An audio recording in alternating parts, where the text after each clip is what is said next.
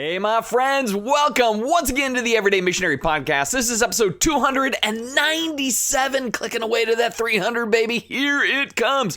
When we hit 300, I should do a Spartan theme or something like that. I don't know, just because it's the only 300 number I can think of that is sort of important. Anyway, 300 is coming, but today is 297. But listen, just before we get underway, just a couple of cool things in my world a little bit. First of all, we just had Easter this last weekend, and as a church, that was the fifth largest Easter we have had since we started recording things. It was the largest Easter we've had, largest service we've had since 2019. And those are kind of a big deal for us for a number of reasons. But part of it is just honestly, since roughly 2020, when we went into the pandemic, churches all over the country have just been trying to rebuild, get some traction again, see some new things come together, try to get the whole crew kind of rallied back together again. And it's just been kind of a slow process of seeing kind of everything recoalesce. And so for us, it was just super cool to just see that like we did just one service, because before the pandemic, we were a 2-service church. We came back and we've kind of just stayed at 1-service church. A lot of people watching online, all of that's happening. So we just went into one service and it was slammed and jammed, man. It was just so encouraging to see that. Lots of new faces, lots of former faces that we saw afresh for the first time in a while. And it was just a blessing all the way around. So that's super cool. The other super cool thing in my world right now is the fact that I'm getting ready to start a brand new series on Sunday mornings. It's called In Duval as It Is in Heaven. Yes, you heard that title right, because I think sometimes we tend to look at things like the Lord's Prayer, or we look at some of the language of the Gospels, and it just has this kind of ubiquitous, ethereal, spiritual speak. And so we say, your kingdom come, your will be done on earth. And it sounds like just so lofty, on earth as it is in heaven. And we forget the fact that what Jesus is pitching there in the Sermon on the Mount, when he gives that here's how you pray speech, he's pitching like, hey man, I've called you guys to make a difference in real world spaces and real world ways, which is why the Sermon on the Mount is so laden with all that daily grind stuff that we're supposed to do. So in that sense, I kind of looked at that prayer and I'm like, really, when we're praying, we should be like, Jesus, may your will be done here in our city, our community, our neighborhood, as it is in heaven. So it shouldn't just be, again, like this big lofty idea of the earthedness and all its glory, but like, where you live, man, where you work, where you go to school, where you walk the dog, and that kind of thing. So anyway, the series is called In Duval as It Is in Heaven, which is really just kind of looking at the vision, the values, the kind of the why, the how, the what of Redemption Church. But it's also a countdown to our building. So we're hoping, we're praying. The builder is telling us that we would have occupancy in the middle of May. I'm a little skeptical of that. Talk to some other powers that be. They're hoping, man, June 1st, which in our community, if it's your will be done in Duval as it is in heaven, one of the big things that happens in our community is a thing called Duval Days. Happens the first week of June, that first Friday or Saturday, Sunday, technically. And we're really hoping that we can be a part of that by way of our building, right? So that would be our kickoff weekend. Like our first Sunday, we're going to kick off with 3 services just because we know it's going to be what it's going to be, kind of thing. But the whole series will just kind of lead into the building. So I'm really looking forward to that. And my heart behind this whole thing is really even what the Everyday Missionary is fundamentally about, which is how do we bring this life of Jesus into the lives that we live, and how do we touch other people's lives with this radical Jesus person and what he calls us to do? Because for me, when I think about even our mission statement as a church, that life is better with Jesus, I know some people have an issue with it. People that I love, even, they're like, it's too weak, it's too trite, it's too simple. Anybody could say that. And I always have to kind of push back and go, have you read the Gospel of John? Because that's fundamentally exactly what it's getting at, is that Jesus didn't simply come into the world to make sure we all get to go to heaven. Like, I think that is the most short-sighted version of the gospel. It's one that many people hold. I think it's incredibly short-sighted, because when I read the Gospels, I love the way that it constantly pairs Jesus preached the gospel of the kingdom and did healings. Right? Like there's this thing about like he did real world stuff in relationship to speaking about this thing, about this message called the gospel of the kingdom, which I really think it's about the blueprint of God's heart for humanity being distributed into the world through those who actually follow Jesus. And so life is better with Jesus is this idea that, you know what, I enrich the lives of those around me when I do life the way Jesus has called me to do it. So it's more than just simply I go around and share a message. It's that my life so owns that message and I so own who this Jesus person is. I am willing to do this self-sacrificing, servanthood-oriented thing of being a peacemaker and going the extra mile and investing into others and having a certain kind of personal discipline in my life that oozes this idea of grace and truth. Like, I own truth for me. I show grace to you. I want to bring this counterintuitive, upside down and backwards way of living into a world that tends to be sometimes divided, harsh, lacking in hope, lacking in joy, having a sense of maybe kind of just a worn out faith. And we bring something different to the table. We bring, again, like this effervescence of love and joy and peace and patience and kindness. And like, that's the stuff that Jesus wants us to do. And it's a very real world thing. It's a rebuilding world thing. It is this idea of saying, you know what? Jesus is about the business of reconciling the world. It's a restoration process, something that was lost that's now being refound, and it's continued to being built out, if you will, by way of his people taking his mission seriously. And I think this is important because, again, there's a lot of things I see in play right now. You know, we could talk about things like Christian nationalism, and we can talk about some of the diluting of the American church and things like that.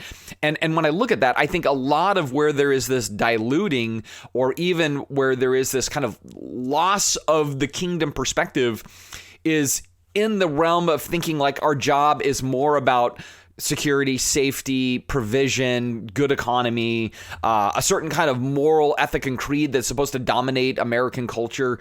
And all of that is being pushed in a way that just doesn't sound much like Jesus. It sounds like religion. It does sound moral. It sounds like it's cherry picking parts of the Bible, but it doesn't sound like what I think is the coolest and the toughest stuff of Jesus, which is not simply to have platitudes and positions and a certain sense of kind of like anger and frustration and temperament at a sinful world, but rather saying, man, I weep over the world that I see. I hurt for those who are hurting. I'm like looking through the eyes of Jesus where he's like, hey, the harvest is plentiful, but the workers are few. He's not looking at the masses going, man, they piss me off. I'm sick and tired of the sin. They're just so evil, or they're woke, or they're this, or they're that. You know, like he's just like, man, I've come to be a healer to the sick. I've come to bring healing to the world. I've come to restore all things and make all things new. That's at the very end of the canon, right? That's the objective. That's the goal. And that's what you and I get to do. So you can tell I'm getting fired up about today, right? Because I really am committed to the idea that life is better with Jesus. We make others' lives better when we really do it like Jesus. That is the compelling agency that causes people to go, hey, maybe you all aren't what I think you are, or you're not the variation of the kind that I've bumped into before that bruised me, hurt me, judged me, whatever, didn't include me, excluded me, that kind of thing. Like, we need to disrupt that stereotype. I mean, I even saw it this week with some people where, you know, just talking with them, it's again that like, hey, man, I see Christians this way. Matt, you seem different from what I've experienced and what I talked to, but still, I don't know, man. Like, is your church really safe for me, kind of thing, you know? Because is it? I don't know, you know. And I love that honesty, but it also just reminds me of, if we're going to be really serious about Jesus stuff, then we have to take serious the way Jesus tells us to do stuff, right? And so this whole series is going to be about that, how we bring the kingdom to our community, wherever you're at, wherever you're listening. How are you making the kingdom come in your fill in the blank space as it is in heaven? Because that's the objective. Now, for me, it's super easy because I'm a post-millennialist, and so I believe the world is getting better by way of Christians being truly Christ-like, not Christians bringing religion to the marketplace, not Christians bringing simply morality to the marketplace. Because again, if we think morality is the key, the religious leaders of Jesus' day were incredibly moral. They were more moral than we are today as Americans. They were far more disciplined in their religion than we are as American Christians or religious people. They were like recklessly, radically moral, to the point of like, if you don't fit our morality, we'll take action against you, right? So it wasn't quite the level of like, you know, Muslim extremism.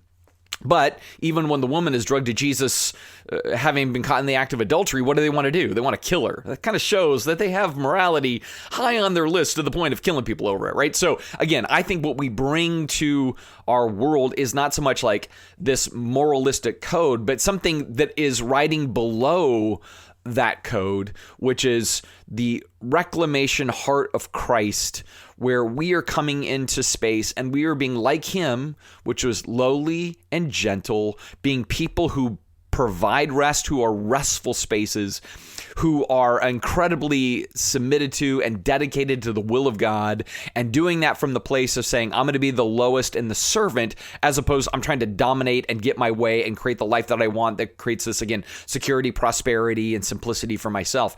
It's not about us, right? It's about what Jesus wants to do through us to change the world. So now, I'm on my soapbox at this point. So that's the heart behind this whole thing, and I'm excited about that and everything else. And maybe then that bleeds into today in a different weird kind of way. I know that's going to seem a little bit like the gears are just like grinding, just slamming it into a completely different space. But as I think about this idea of what we're called to do, what it is that is kind of the essence of this good news of Jesus and this idea of believing in Jesus, believing in this good news, which, I have some weird relationship with that, because I think maybe too often we put it into this category of, I have this affirmation of this statement about this event that happened according to, the life of Jesus, the cross and resurrection. And if I believe those facts, then I have this new life in Jesus and everything else. And not that I'm saying that isn't true, but I think there's so much more to it. I think there's so much more robustness in there that when we talk about believing, it's I believe what he says, and I so much believe that I do it. It's not just simply I believe a set of facts and that's good enough, right?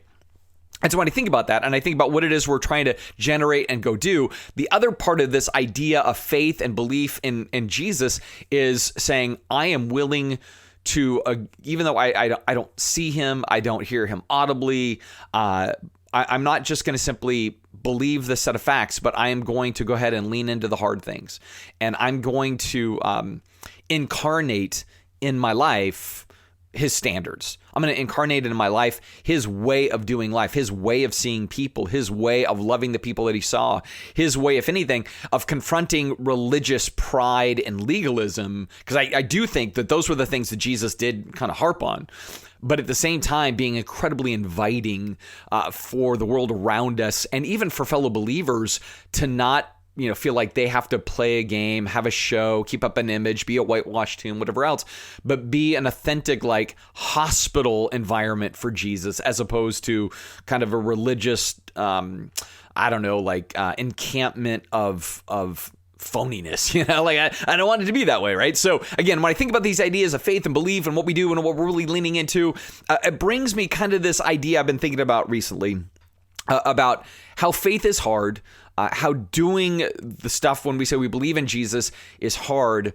And I was thinking about it even as it comes down to conversion, and I use that term loosely. I don't love the word conversion. Honestly, I don't, for a zillion different reasons that I won't get into here, but that I kind of use it because I think it's what we're familiar with. But it's really what I think is the beginning of a transformational process, right? That's going to go over the course of not just life, but eternity for a person. We're going to be ever perpetually being transformed into the likeness of Christ. I don't even think like when you die and there's a resurrection, you are fully transformed in the image of Christ. I don't think it works that way because you're not an infinite being, right? But Jesus is an infinite being. So you're going to spend all of eternity in a process of transformation. To me, that's a pretty exciting thing, right?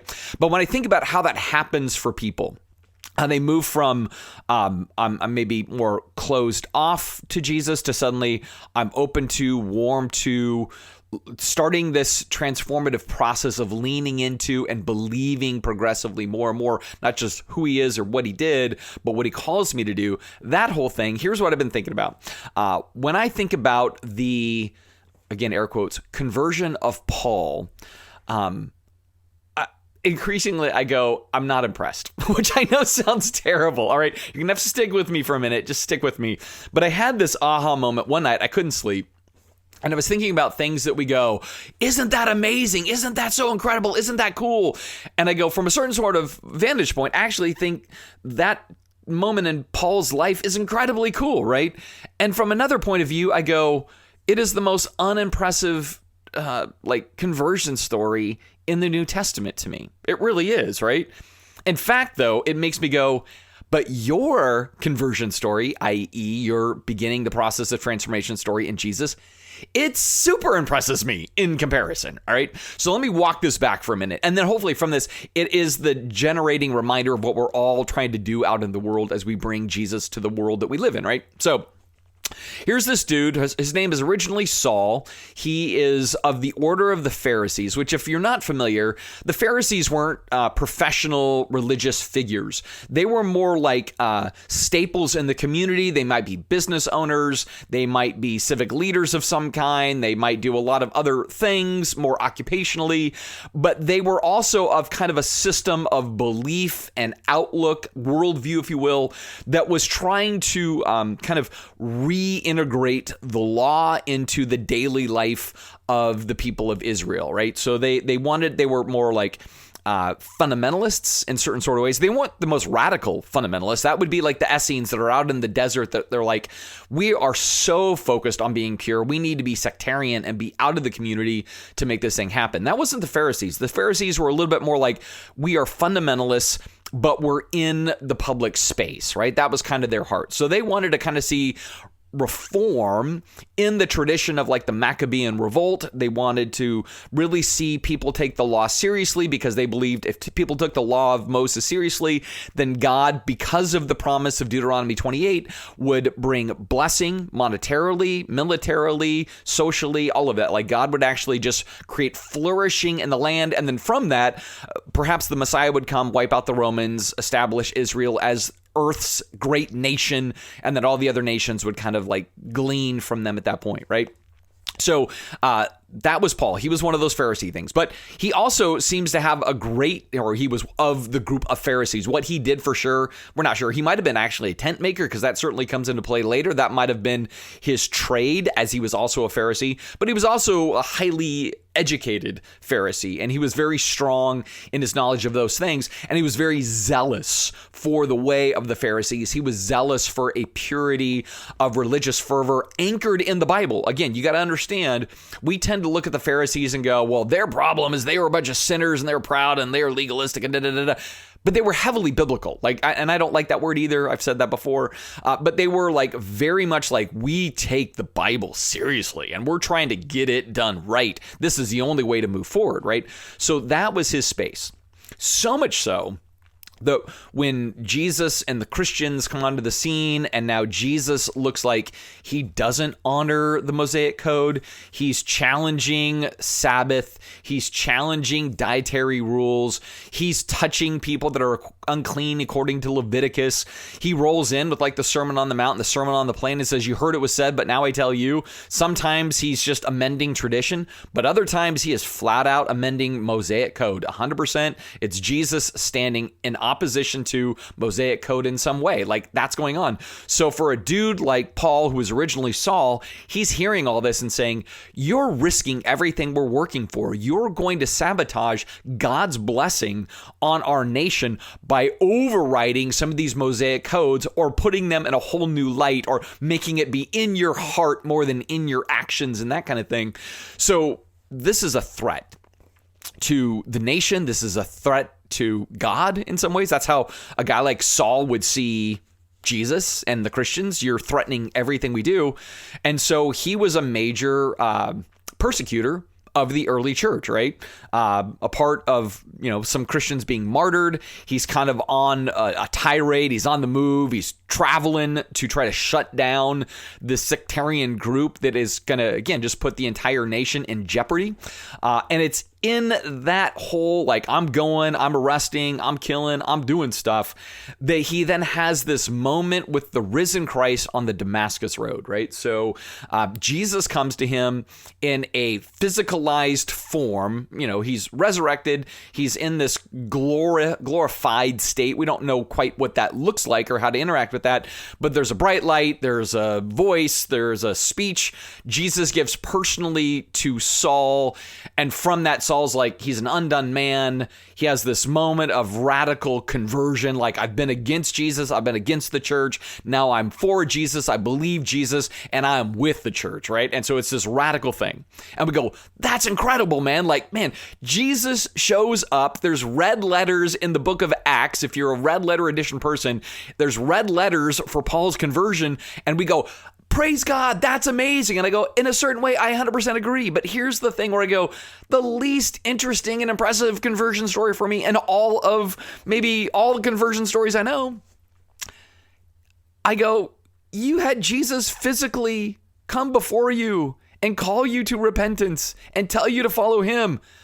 That's pretty compelling evidence, right? Like, that's my thing. It's like, it isn't like Paul had to go through the arduous process of working through his own internal psyche, thinking about this message and messenger that is Jesus, and trying to figure out, years removed from the events, like who Jesus was, what was true, not true, how to lean into belief when you don't see, belief when you don't hear, belief when you haven't had a supernatural experience. Like, that wasn't him. He gets the most punch you in the face gospel presentation that the world has ever seen. More so, I would say, than even anybody in the gospels, right? So when people are interacting with Jesus in the gospels and they believe, this is in Jesus's pre-glorified state. This is before the cross and resurrection. This is when he's going around and seems like a very special man, a prophetic man, an empowered man, but still seems like a man. Paul comes into contact with the risen, glorified Christ. And I go, like, honestly, this is just me. If Jesus did that with every human being believes, right? I'm just going to say it, right? And people want to say, no, that's not true. I'm just telling you, if Jesus did for everybody what Jesus did for Saul, then Paul, everybody believes. There would be no more room for doubt. There would no more longer be room for question mark. There wouldn't be this, I don't know about the evidence. Is Jesus real? No, if you have a glowing, talking, supernatural being stop you in your tracks and tell you, I'm real, go do what I tell you to do, you're doing that, right? In fact, even if I confess, it is sometimes in my own little weird, like philosophical mind, where I go, why doesn't Jesus do for everybody what he did for Paul? Like, that's kind of one of those like just hardship things I'll always kind of struggle with, because I go, if God really loves everybody, if God wants all to be saved, I really think the methodology he used for Saul to Paul would be a really great way forward to do it for everybody and to show he loves everybody by materializing in front of everybody and saying, today is your day, come and follow me, because there's no argument about this. I'm the real deal, right? Like, I think that would be awesome. But I am not God. I don't know his ways always. My wisdom isn't anywhere locked into his great wisdom. And so he doesn't do it for all. In fact, he does it rarely for any in comparison, but he did it for Saul, and Saul becomes Paul and everything else. And that's great. But I look at that and I go, that conversion experience just isn't as impressive to me as yours. Your conversion experience is far more impressive to me. And the mass majority of Christians through the centuries, their conversion story, or that moment in time where there was the aha, the initial flicker of something. And again, I know that there's kind of a process in there for people too. Like, there was this rolling kind of I'm moving into the Jesus sphere and world and thinking and message and lifestyle. Like, it can be like that. But yours is more impressive. And I think Jesus would say, of all the different stories, yours is more impressive too. And here's why I think this. So in the Gospel of John, chapter 20, Jesus is risen. He's come before the disciples. Thomas wasn't there. They're like, dude, Jesus is risen. And Thomas does what is natural. I'm not sure. Maybe you guys had some funny mushrooms in your salad today. You saw something, sure, but I wasn't there. And so I don't believe it. And it's only when I touch him, it's only when I can actually like empirically have evidence that Jesus is alive, risen, and well, am I going to believe, right? And so that's kind of what it is.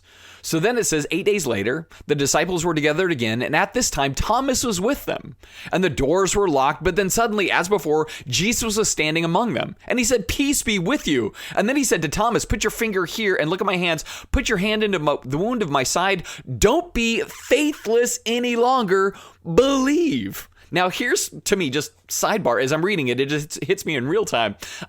Don't be faithless any longer, believe. What's happening there doesn't require faith. I just want to be clear. At this point, this idea of being faithless and moving into belief, it's not about faithlessness into belief at this point, because it's a fact before him. It is a tangible, physical, undeniable fact. And so from this, he says, believe in this fact.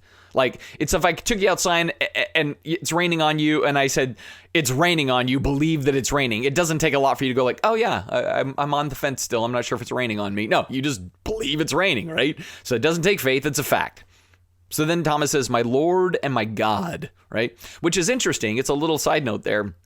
But the fact that he calls him God shows that the early Christians, at least by the time of John's writing, or whomever is writing John's gospel, because we're not exactly sure which John, which disciple, honestly, we don't really know that as concretely as we'd like, but they're acknowledging that Jesus is seen as divinity by that time in the early church. That's why it's kind of in there. And then Jesus told him, you believe because you have seen me, which is like, yeah, you've touched the fact, all right? Science would back you up 100%. He says, but blessed are those who believe without seeing me. See, this is why I say that your story, my story, countless millions, billions of stories are more impressive than Paul's story, more impressive than Thomas's story, more impressive than the disciples' story, because they all had the benefit of an undeniable supernatural experience that for Paul pushed him to a new place, right? Pretty hard to not get pushed to a new place when you have that level of like God deciding to pull you into the story. Like, that's exactly what that is for him. But that's not what it is for us. For us, we have to go to this other place that Jesus says is blessed. And technically what he's saying is it's more blessed. It's more blessed when you don't have the proof. It's more blessed when you don't see. It's more blessed when you have to kind of do this thing in this push, pull, on, off, fighting, struggling, wondering, being refilled, then being a little drained, then pushing a little bit more forward and growing and receding and all that. Like that journey of everyday faith, right? Or as I was talking to somebody yesterday, they had a great way of putting it, doing the daily grind of taking up the cross, right? Like they were like, I've not heard the voice of God. I've not seen the image of God. I've not had a supernatural experience. I just kind of see it as I have the daily grind of taking up the cross and being a servant to others. I love that because, again, that's where the real work is. That's the real stuff. When you keep leaning into doing what Jesus wants you to do, even though there may be moments where you're like, man, is this all for real? Is this just a figment of my spiritual imagination? Am I just so desperate for there to be something that I'm doing this? I mean, there's going to be all these things that we struggle with. But I go, even in that struggle, you keep moving forward. In fact, one of the things I really believe when it comes to faith is sometimes faith is a thing you feel, but other times faith is just about the faithfulness to keep going even when you don't feel it. Because that's one of the things I think we forget. Everybody's kind of different. I think there's some people that they're just like, oh yeah, man, I believe there's a God, no question, 100%, couldn't get me to think otherwise, right? Then you have others that go, I have good days and bad days, and they have others that just kind of hang on by their fingernails, like, I'm trying to believe, but sometimes it's really, really tough and everything else. The people that are just like, oh yeah, I totally sense it, I feel it, I've never had a question about it, I love that, right? But they also didn't maybe do a lot to generate that. That's something kind of deep in their DNA where they're in that space where those who maybe struggle more with doubt or question or whatever else, you know what, they're trying to come at this and say, you know what, but I'm still trying to override my hesitancy or pessimism or skepticism or whatever it is, and I'm going to stay with the project even with the questions. I go, that's also real faith because it's a faithfulness even when you don't always sense that kind of that motivator of emotionalized faith. Because I think for some people, what we're talking about when it comes to faith is more about the pathos of what they sense, right? It's not so much that it's an intellectual pursuit or all the facts align. They just have this internal conviction that they don't generate. It's just part of who they are. It's just easier to do that. Some, it's harder to do that. But for all of those categories, whichever one you're in, what's true for all of them is, unlike Paul, you ain't seen Jesus. You ain't had the voice of Jesus, maybe for the most part. Maybe some of you have, but for the most part, I've met very few people that had that kind of dramatic, undeniable, physical right? Auditory experience with Jesus, right? I just haven't run into those very much. And that's why I say your conversion experience is more profound, more impressive to me than even Paul. And here's where it then leads into what you get to do and what I get to do as everyday missionaries, right? Faith is a journey. Faith is an experience. Faith is a roller coaster. But we're called to then share this same thing with others, right? We're called to embody it. We're called to be compelling with it. I love that Paul says, like in Colossians, let your conversations be seasoned with salt as with grace, or grace as seasoned with salt. We're to be gracious in a world with gracious words, with words that draw in, with words that bring safety and security and comfort and care and investment. And we're supposed to be those counterintuitive people that are trying to lower the salsa level and show that we truly love in a otherworldly way by loving others to prove that we love God. I say this many times because John says it in 1 John chapter 4.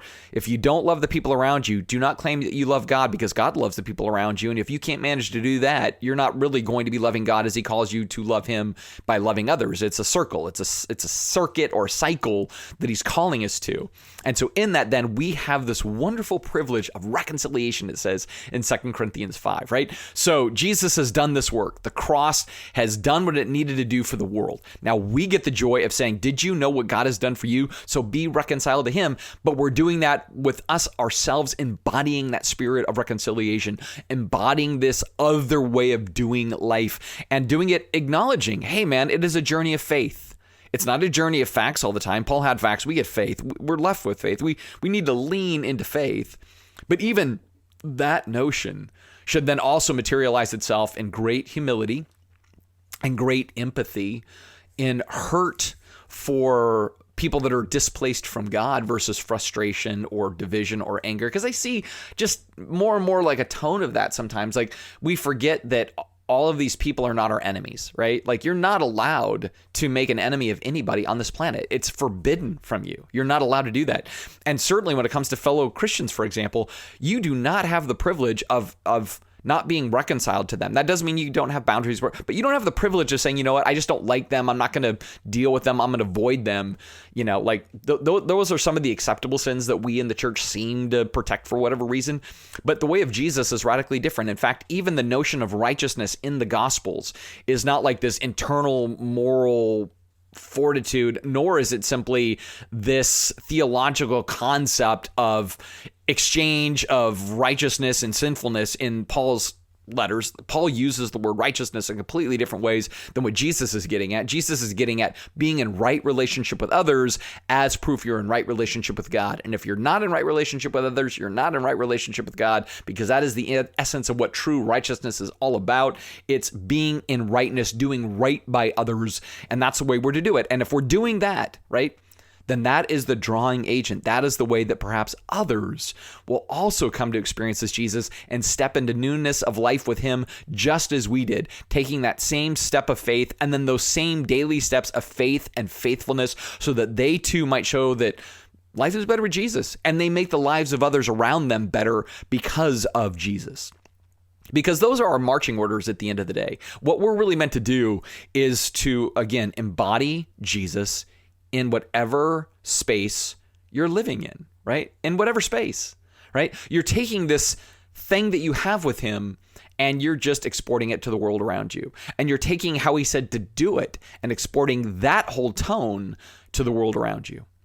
And I think if we can own that, right? Like if we could really just go like, okay, really what my job is not to be like the safeguard or curator of the American dream and the life that I want for my family and what I enjoy and what I want to see manifest in my destiny of this nation of ours or my little corner of the world, or whatever it is. But instead we're like, hey man, it's not about any of that. It's about bringing the kingdom on earth in Duval, in Redmond, in Carnation, in Spokane, in LA, in New York, in Miami, wherever it is, right? In Ukraine, in Israel, in Gaza, right? All of it's like bringing the weird, wacky Jesus thing into the world, doing that, letting people see transformed lives so that from that others can go into that same process of transformation, not because they get to see and hear a supernatural event, but because they see something in you, a change in you, right? When that happens, wow, we will be powerful, everyday missionaries.